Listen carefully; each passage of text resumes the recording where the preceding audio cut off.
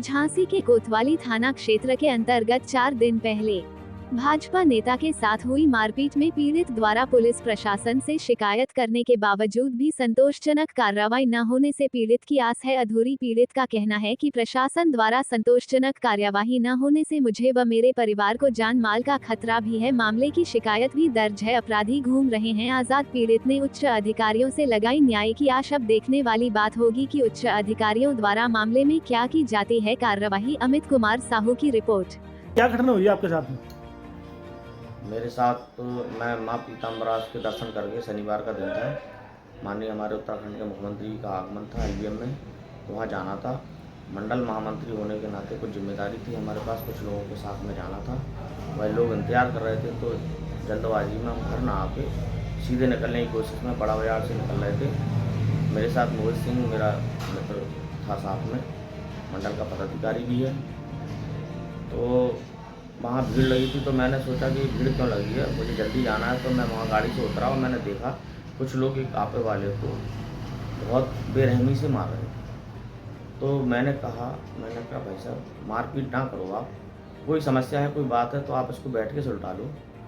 पर मेरा इतना कहना होगा, तो एक व्यक्ति ने मेरी उंगली मरोड़ दी, मेरा हाथ बाज पकड़, दूसरे ने मेरा दूसरा हाथ पकड़ा, तीसरे चौथे पाँचवें कितने लोग आए मुझे खुद पता नहीं है, और मारना शुरू कर दिया फटाफट। किसी ने लात घूसे, ये एक बंदा तो रॉड लेके आ गया। ये मान लो कि अगर सर में घल जाती तो शायद मैं मर जाता, लेकिन भगवान की कृपा से बच गया, पीठ में मारी है। फिर वहाँ एक हमारी चाची हैं कुशवाहा जी मोहल्ले की, वो वहाँ से निकल रही थी। उन्होंने देखा कि दीपक साहू पट रहे हैं, तो उन्होंने गालियाँ देना शुरू करी। उन्होंने सब लोगों को हड़काया, तब जाकर उन्होंने छोड़ा, नहीं तो हो सकता मर जाता। वो चाची मेरा भगवान के रूप बन के आई। और फिर हमारे मंडल अध्यक्ष दिलीपुरी जी भी आ गए, तो उनका परिवार आ गया था। उन्होंने भी हमें काफ़ी लोगों से मतलब छुड़ाया, और ये घटनाक्रम है। कौन लोग थे जिन्होंने मारपीट की?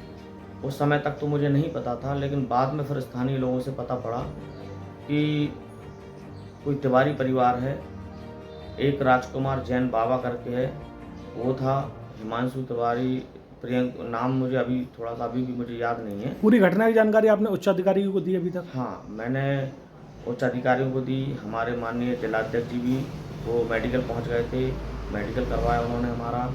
माननीय हेमंत परिहार जी हैं, हमारे माननीय विधायक जी को हमने जानकारी दी है, विधायक जी ने मदद की, हाल फिलहाल फ़ोन भी लगाया था विधायक जी ने।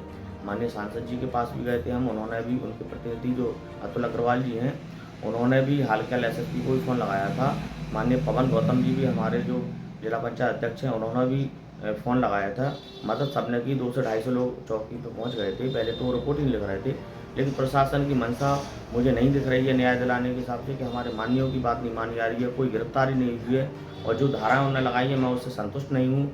और जो मुझे क्षति पहुँची है, मेरी अंगूठी भी छीन ली गई है, मेरे साथी का मोबाइल भी तोड़ दिया गया है, ये भी क्षति पहुँची है, और साथ में मानसिक रूप से ही प्रताड़ित किया गया है। मैं बहुत प्रताड़ित हूँ और मुझे भय है। मेरे परिवार को कुछ धमकियाँ भी आ रही हैं, कुछ लोग कह रहे हैं कि क्या नाम आप ऐसा कर लो वैसा कर लो, लेकिन मैं भी मानसिक रूप से प्रिपेयर नहीं हूँ। मैं बहुत पुलिस प्रशासन द्वारा अभी तक जो अपराधी हैं उनके खिलाफ क्या कोई पुलिस प्रशासन द्वारा कार्रवाई हुई या नहीं?